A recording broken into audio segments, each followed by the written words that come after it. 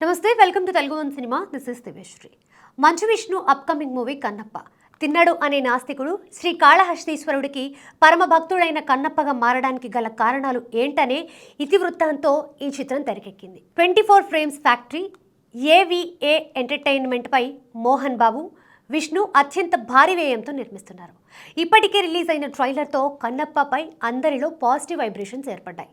ప్రభాస్, మోహన్ బాబు, మోహన్ లాల్, అక్షయ్ కుమార్, కాజల్ అగర్వాల్ వంటి top stars కూడా కీలక పాత్రల్లో నటిస్తున్నారు. దీంతో కన్నప్ప పాన్ ఇండియా వ్యాప్తంగా సరికొత్త రికార్డులు రాబడుతుందనే నమ్మకాన్ని అభిమానులు వ్యక్తం చేస్తున్నారు. కన్నప్పలో పిలక గిలక అనే బ్రాహ్మణ క్యారెక్టర్స్ ని ప్రముఖ కామెడీ నటులు బ్రహ్మానందం, సప్తగిరి పోషిస్తున్నట్టుగా తెలుస్తోంది. దీంతో వాళ్ళిద్దరి పాత్రల పేర్లు బ్రాహ్మణ సమాజాన్ని, సనాతన ధర్మాన్ని కించపరిచేలా ఉన్నాయని కొన్ని బ్రాహ్మణ సంఘాలు ఆరోపిస్తున్నాయి. ఈ విషయంపై బ్రాహ్మణ చైతన్య వేదిక అధ్యక్షుడు సిరిపురావు వెంకట శ్రీధర్ హైకోర్టులో పిటిషన్ వేయడం జరిగింది.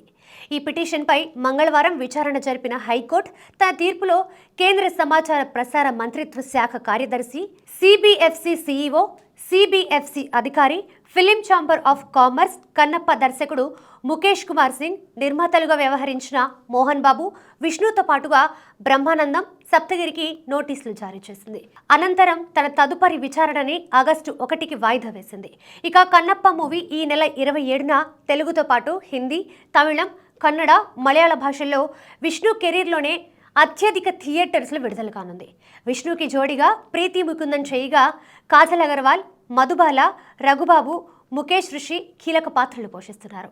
రిలీజ్ డేట్ దగ్గర పడుతుండటంతో చిత్ర బృందం ప్రచార చిత్రాల్లో బిజీగా ఉంది. స్టీఫెన్ దేవసి సంగీత సారథ్యంలో వచ్చిన పాటలు మారుమోగిపోతున్నాయి.